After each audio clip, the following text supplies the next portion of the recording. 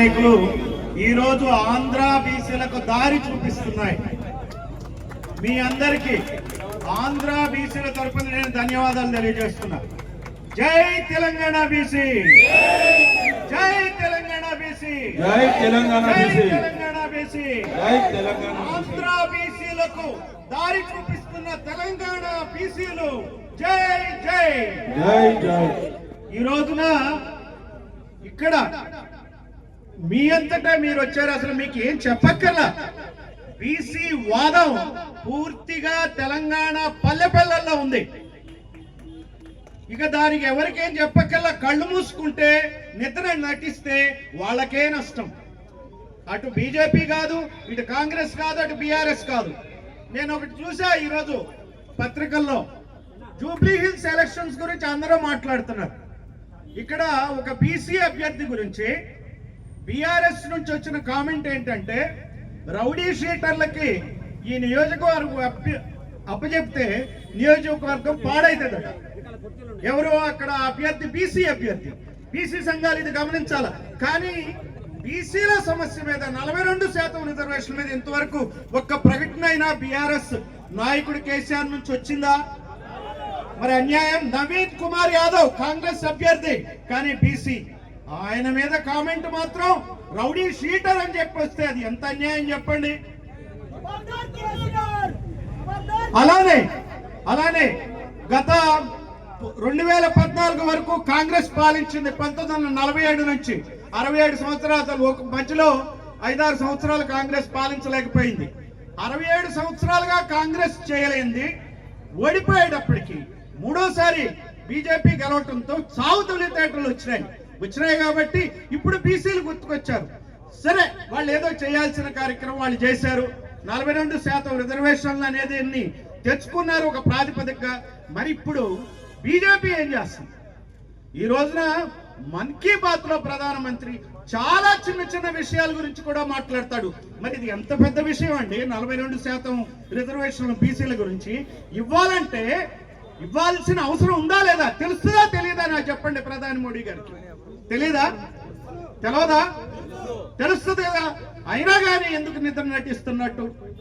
ప్రతి సమస్య మీద వాళ్ళు వెంటనే హుటాహుటిని పరిగెడతారు కదా. దీని మీద ఎందుకు పరిగెత్తట్లా? దీన్ని ఎందుకు పట్టించుకోవట్లా? కావాలని బీసీలకు గనక ఈ రోజున రిజర్వేషన్ ఇస్తే, వాళ్ళ ప్రాబల్యం పెరిగితే, బీసీలు, ఎస్సీలు, ఎస్టీలు, మైనారిటీలు కలిస్తే ఈ దేశం భూస్వామ్య కులాల చేతుల్లోంచి జారిపోతుందనే బీసీలకు ఇవ్వట్లే రిజర్వేషన్.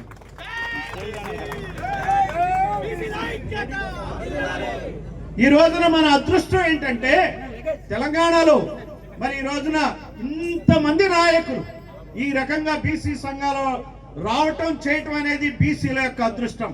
అంతేకాదు, చిరంజీవులు గారు, నేను ఆయన పెద్ద సర్వీస్ లో కలవలే, రిటైర్ అయినాక బాగా ఎక్కువ కలుస్తున్నాం.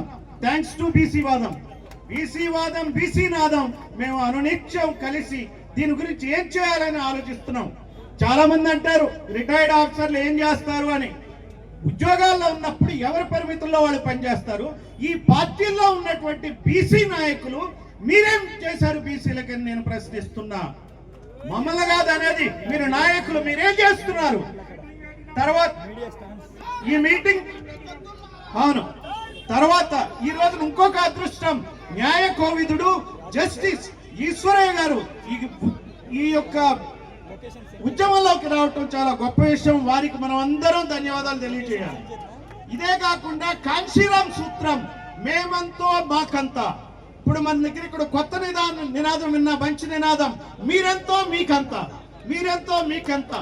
సో మేమెంతో మాకంతే నినాదంతో, కాంశీరామ్ సూత్రంతో ఈ రోజున తెలంగాణలో బీసీ, ఎస్సీ, ఎస్టీ ప్రజల్ని కలుపుతూ ముందుకెళ్తున్నటువంటి నాయకుడు విశారదన్ గారు కూడా రావడం చాలా గొప్ప విషయం.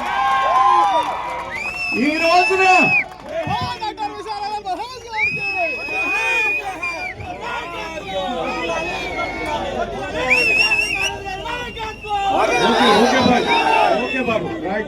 ఈ రోజున అందరం కలవాల. పాలనకి దూరంగా ఉన్న కులాలన్నీ, పాలిత కులాలన్నీ పాలక కులాలకు వ్యతిరేకంగా పోరాటం చేయాలా. మన వాటా మనం దక్కించుకోవాలా. అందులో ముందడుగు వేస్తున్న తెలంగాణ ప్రాంత నాయకులందరికీ ధన్యవాదాలు తెలియజేస్తూ సెలవు తీసుకుంటున్నా.